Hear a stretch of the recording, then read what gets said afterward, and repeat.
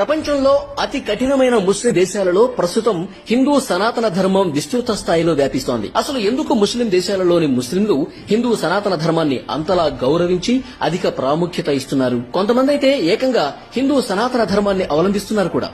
Kazakhstan లో ముస్లింలు క్రమంగా హిందూ సనాతన ధర్మం వైపు మారుతూ పూజలు పునస్కారాలు చేస్తున్నారు. కజకిస్తాన్ ముస్లిం ప్రజలు హిందూ సనాతన ధర్మానికి అంత ప్రాముఖ్యత ఇస్తున్నారా? అయితే కజకిస్తాన్ లోని ఏ ప్రాంతంలోని ప్రజలు హిందూ సనాతన ధర్మాన్ని అవలంబిస్తున్నారు? కొంతమంది హిందూ మతంలోకి మారేందుకు భారతదేశాన్ని, భారతదేశ గొప్పదనాన్ని ప్రశంసలతో ముంచెత్తుతున్నారు. అసలు కజకిస్తాన్ లో ఏం జరుగుతోంది? ఎందుకు ముస్లిం ప్రజలు ఏకంగా మతం మారేలా మారిపోయారు?